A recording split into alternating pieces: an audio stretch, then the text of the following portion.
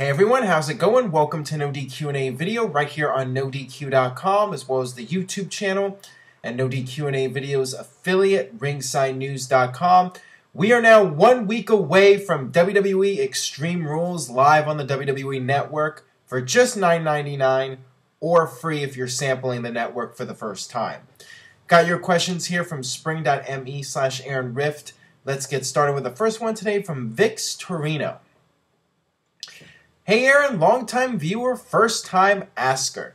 Is The Miz's career dead? He literally got no reaction on Raw. Still can't believe that at one point he was in the main event of Wrestlemania. Please answer in video and keep up the great work. Definitely The Miz has fallen from grace in WWE.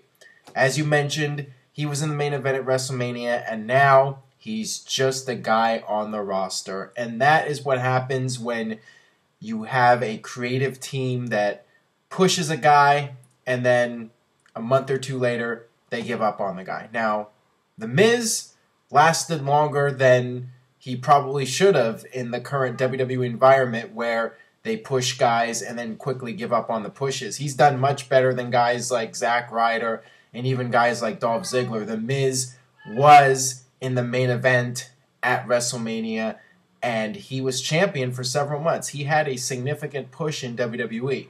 But after Survivor Series, the tag match where he teamed up with R-Truth and that pay-per-view buy rate did a disappointing number, The Miz's career was never the same after that. But he'll do all right. He's married to Maurice. So The Miz will be just fine. He's still a regular on WWE television. He's still collecting a nice paycheck every week.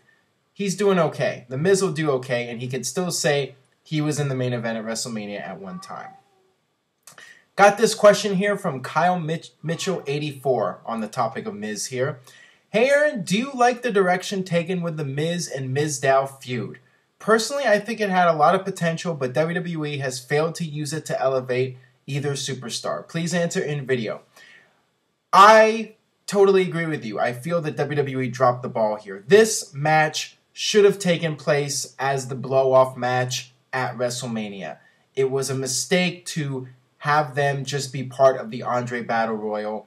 That should have been the peak of the feud. It had been building up for several months, the dissension between Miz and Mizdow, and WWE actually had this building for 6 months where you had them as a tag team and then each week there was a little bit of dissension, and it really felt like a match that should have been profiled one-on-one on the main WrestleMania card. And, I even got a question from somebody, and I talked about it on a video a couple months back. I said that it wouldn't surprise me if WWE not only didn't do the match at WrestleMania, but they would just have it be a throwaway match on Raw, and that's exactly what happened. It was just a random match on Raw out of nowhere, and now they're still feuding, and it meant nothing. It still means nothing. So yeah, WWE really dropped the ball here. All right, got this next question here from Imperial90. What's up, Aaron? I really enjoyed the angle with Kane and Rollins on Raw, but I feel that laying down for Rollins has hurt his character. What do you think? Please answer in video.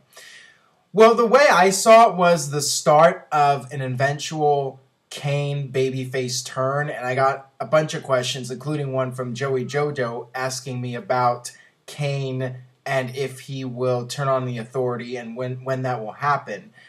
I think that when the time comes for Kane to retire, when he decides to retire, he should go out as a babyface with the mask on, having one last run as the Monster Kane. And I think it's inevitable that he will turn on the Authority and go in that direction. My issue is that he'll turn babyface, he'll put the mask back on, and then a year from now, he'll go back to being a heel again, and then he'll turn face again, and then he'll turn heel again, and that cycle will just keep repeating. I really feel that once Kane turns babyface, that should really be his last run. He should come out with the mask again, take out the Authority, and ride off into the sunset. That's how I would write it, at least, but the way I see it going down in WWE is he'll turn face, he'll go back to being a heel, and it'll be that pattern for the next 4 or 5 years. And when Kane finally does retire, it won't really have as much of an impact because he's gone back and forth so many times. Got this question here from Ross Tombstone. Hey Aaron, longtime viewer and first-time asker. Why do you think WWE never gave Kane a run with the WWE title back in the late 90s, early 2000s? He was hugely over with the fans back then, but yet only had one title reign for a day. Please answer in video. Well, it's just a matter of timing, and you have to look at it this way. In 1998, Steve Austin was by far the hottest act in the company, and you want to have your world champion be the top guy. So it makes sense for Steve Austin to have the title most of the time. Now, Vince Russo, he was writing WWE at the time, and he always is looking to boost ratings. And I think the idea was to have Kane win the title and do a hot shot angle where the next night on Raw, you have Steve Austin versus Kane for the title, and you have a title change on Monday Night Raw, and you use that to boost the ratings. It was a ratings ploy. Kane winning the title was done for ratings. And that's the way it was. There was never any plan for Kane to have a lengthy run as champion because he wasn't the top star. And it was just a timing thing. And by the time WrestleMania season rolled around, The Rock was getting red hot, and WWE went with The Rock as the top heel to feud with Steve Austin. Just wasn't the right timing for Kane to be a top heel as champion. And, WWE has always pushed Kane. He's always been one of the top stars, but for whatever reason, he was never booked as the top champion. And, Triple H started getting hot in '99, and it just didn't work out for Kane to be the top monster heel. Just didn't work out timing-wise.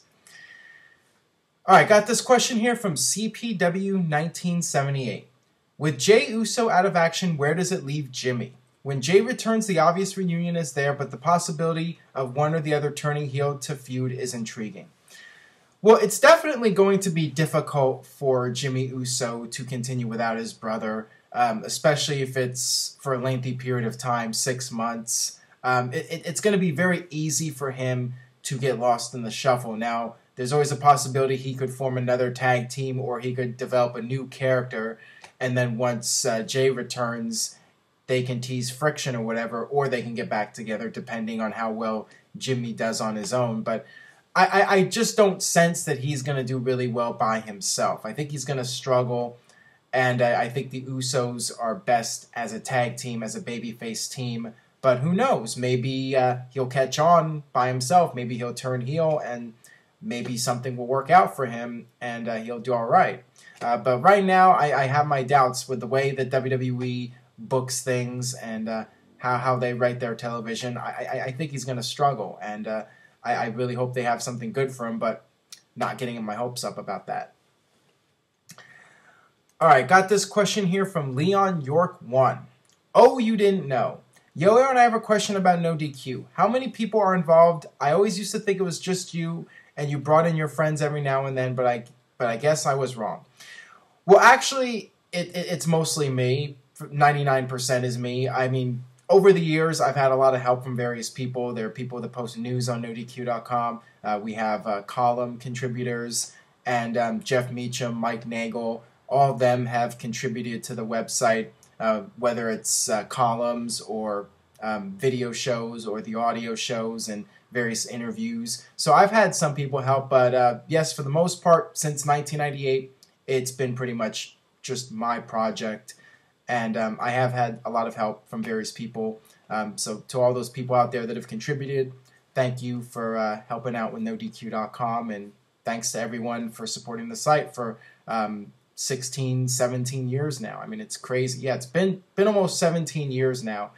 In November, it'll be 17 years since I first started WWFWCW.com back in November 98.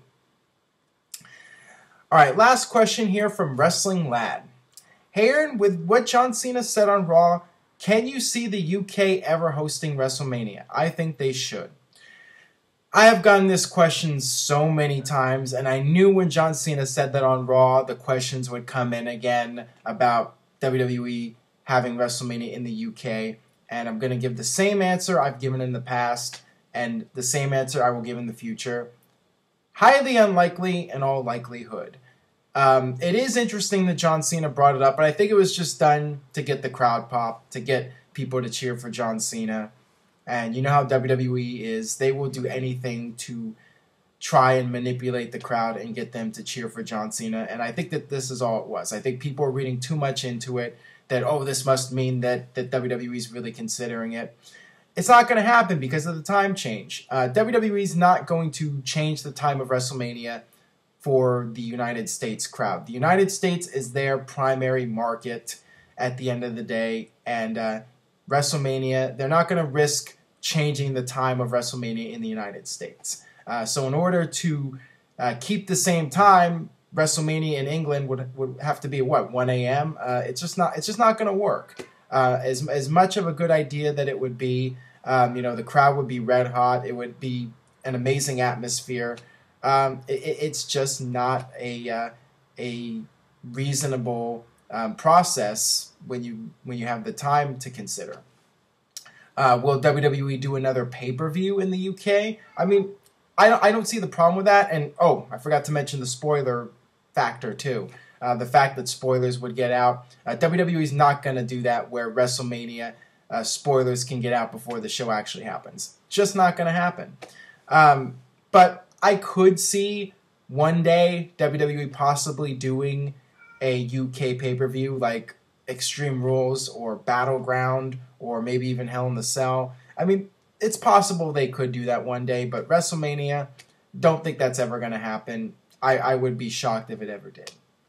So that'll do it for this edition of NoDQ&A video. Thanks as always for watching. If you enjoyed today's video, please share it with a friend on Facebook or Twitter or any social media website, or anybody you know who watches wrestling and they don't have a social media account. Have them check out NoDQ&A video, and stay tuned to NoDQ.com for Extreme Rules coverage, all the latest news, rumors, and of course, live play-by-play results next Sunday. And with that being said, I will see you guys next time for another edition of NoDQ&A video.